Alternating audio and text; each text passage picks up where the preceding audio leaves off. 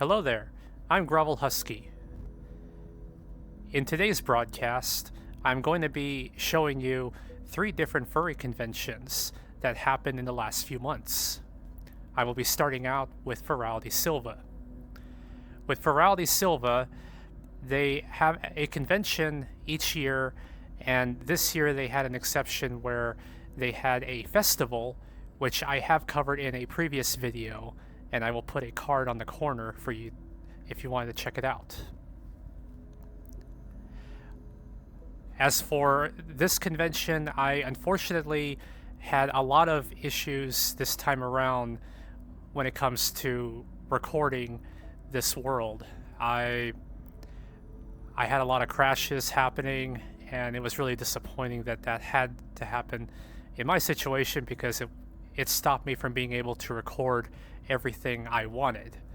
But nevertheless, there is something that is different this time around, and that is they did make their world, or at least the dealer's den, available for an additional week. So I'm going to get to show you that. And as for their main lobby world, which you can see a preview on the background here, that will be available again later this year. When that information is released, it will be announced in a future broadcast.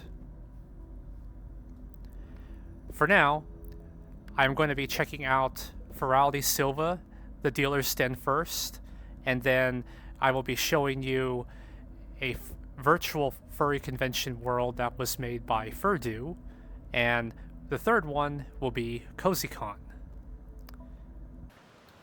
We are now at the Furality Sylva dealer's den.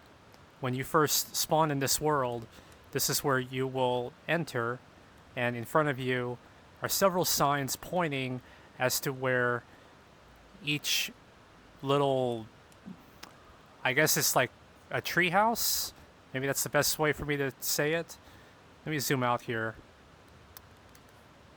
Each tree is accessible by zipline.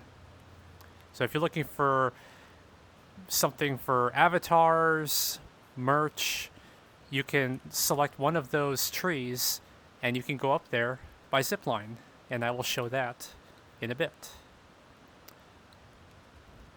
Behind me, there's a little lounge area. Not able to sit on any of the benches that are behind me, but there's a really nice fire right there that furries can gather and chat during the weekend. I'm going to check out the zip line here, and you can all see it firsthand how it looks.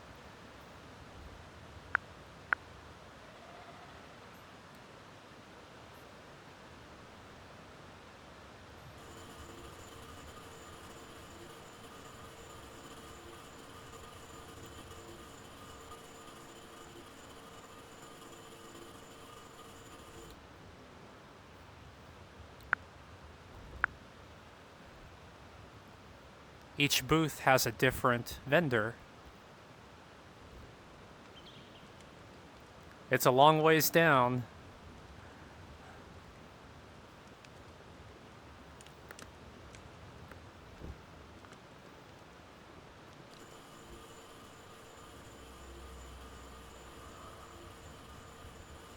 Can you imagine doing this in real life?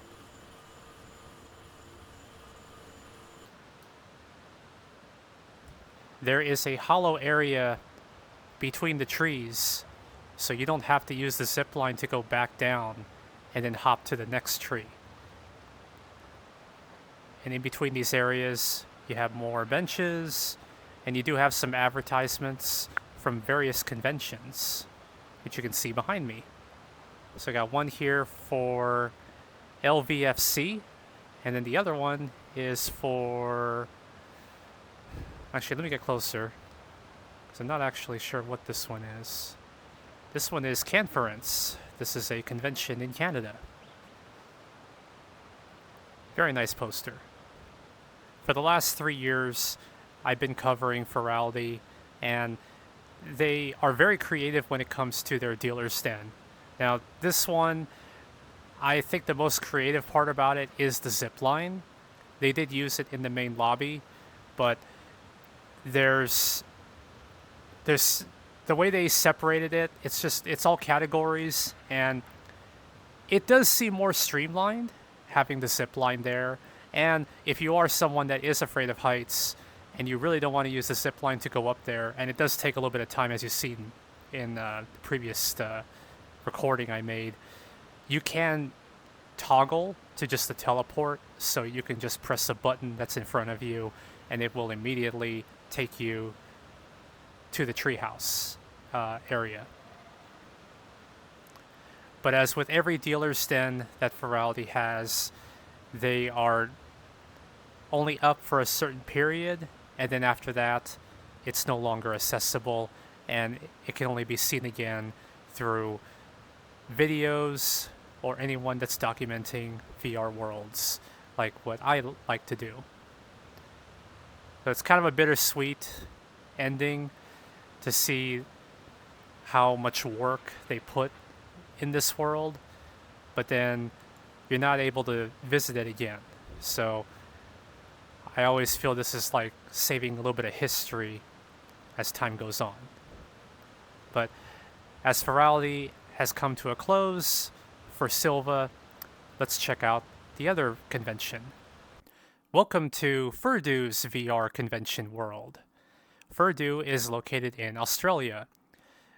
They had a convention earlier this year, but for those who couldn't make it, this VR world was made so you could still experience a portion of their theme and what they had to offer for attendees. When you first enter this world, this is the very first thing that you're going to see, and it just explains that there are very colorful and bright portions in this world, so if you are photosensitive, just something to be aware of. And then you would click OK. As you get, well, actually, I'm going to have to get closer because I can't click it. There. And as you can see, this is all arcades behind me. Many, many arcades. And there is a little bit of info behind me. Those are all of the credits. So as you can see, when you make a world like this, it's a very large team. And I can almost guarantee you that they're also all volunteers. So the furry community has a lot of volunteers and staff. They put their heart into things like this. So this is why I like showing the work that's done and making sure that everyone can see just how beautiful they can make these worlds. In front of me is the main entrance. So you are going to click that arcade, and that will enter you into FurDu's VR convention world.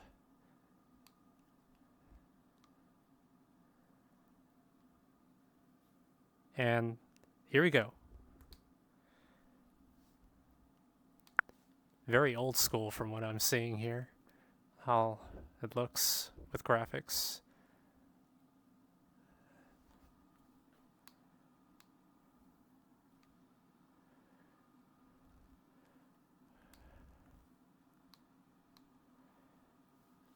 It is a bright day.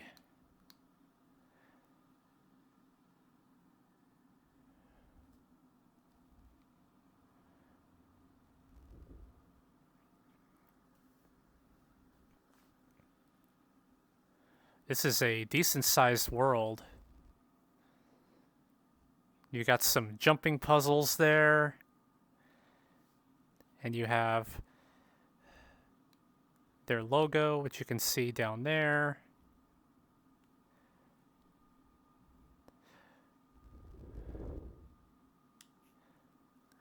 I'll get a closer look once I get to the ground level. One thing I'm noticing right away is that while their theme is all gaming, I feel like there's a lot of Easter eggs here, especially in this outhouse, because I noticed something by accident when I clicked it, but you can actually go in here, you can open the door,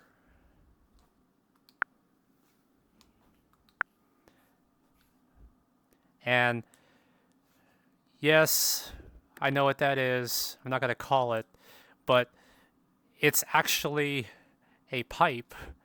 And what video game can you think of that uses pipes in their worlds for the last 25 plus years?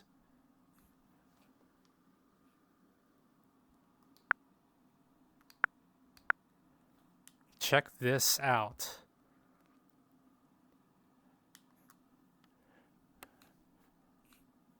It looks like there is a block up there, but this is really well done. I love how this looks.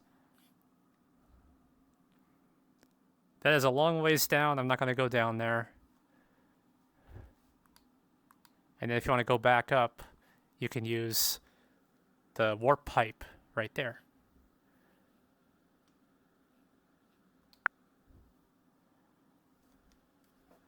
How cool is that? When you get to the back of the world, there is a theater area, and I had to mute this portion because of copyright reasons, but that is where you would see the stream. There is a schedule that is over on that side behind that panel, but it's obviously outdated at this point because the convention is over. Of course, with every convention, it's going to have a place to do your dances, and this is no different. We've got ourselves a club here, and we're going to check it out.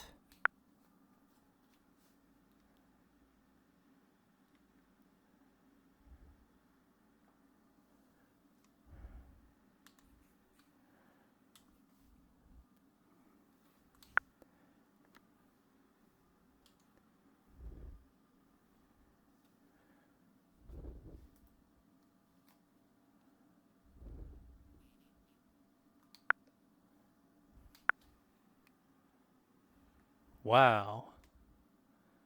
This is the club, and it's amazing. Look at this. I really like this 80s kind of vibe to it. This is such a large dance floor. I mean, like, look at this.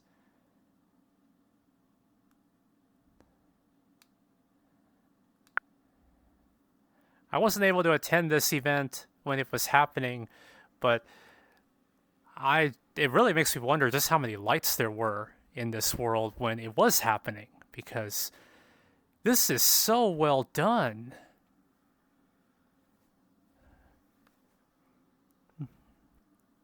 But again, this is one of those things where if furries don't talk about this, then the community is not going to know that this was made and this exists.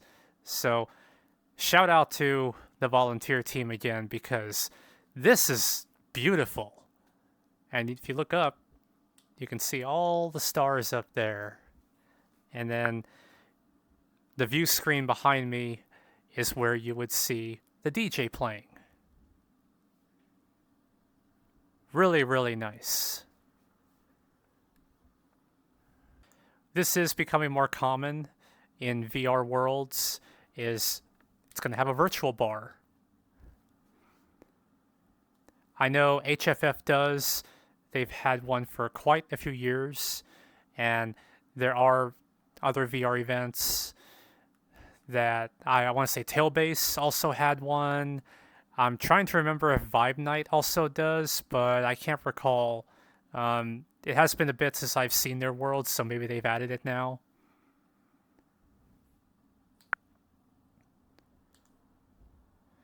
Good times at dances.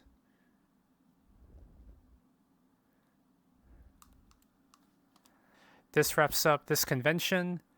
We're going to check out CozyCon now and see what they have. I made it to CozyCon's world. CozyCon has a collaboration with Furry Equinox, which is based in Canada. They both share their volunteer team, and while Furry Equinox is more focused on physical events, CozyCon is all online. They are similar to other conventions such as Furality and any other physical convention that decides to have something virtual too. It has the same elements like a dealer's stand, it has an artist alley, it does have panels. The main difference is that it's all virtual. This is the main lobby area where you spawn, and behind me is a very large area. It looks like it's part of an island, and the main view screen should be there, so we'll check that out. We just left the spawn point, and we are now, I want to say, at the middle. Well, not in the middle, but closer to the edge of what I thought was a big ocean, but apparently it's a big swimming pool because it has a toggle right there. So it has swimming settings. So yes, you can actually swim in VR if you want. And if you want to use a surfboard, there are some in front of me. Let me turn this camera around here. And you can actually see them from a distance way over there.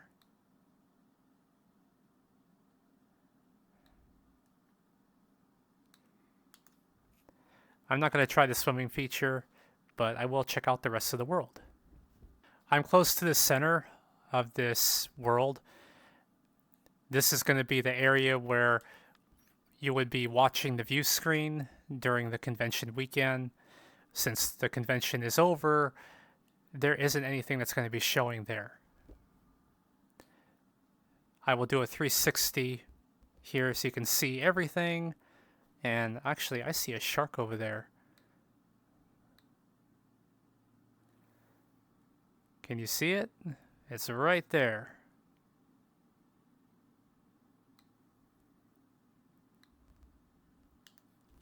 Anyways, that is a big umbrella. There are some artists that they're showcasing on the right. There are additional seating areas that you can have a seat and just chat with other attendees that are here. And we got some big palm trees.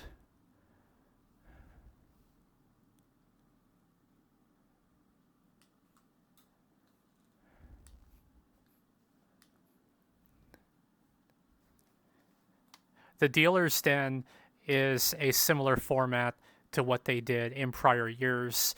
It's just been updated with new vendors. If you're curious how that looks, I did do a previous broadcast showcasing the ground floor and the higher floors in that area. I will put a card on the screen so you can check that out if you'd like. This wraps up the 3 conventions I'm exploring. If there's any additional worlds that you would like highlighted, please let me know in the comments. This wraps up the 3 conventions that I've covered. Are there any other worlds that you like highlighted? If there are, please put them in the comments below. I always like exploring these worlds because of how creative the team can be.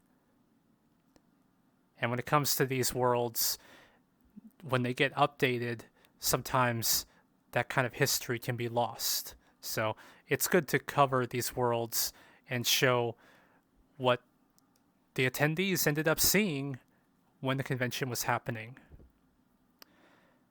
But this is all for now. Thank you all for watching, and I will see you in the next broadcast.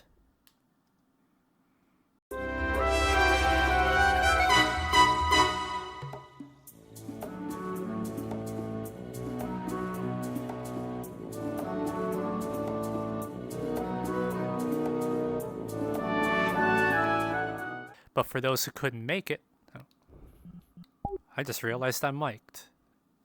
I made it to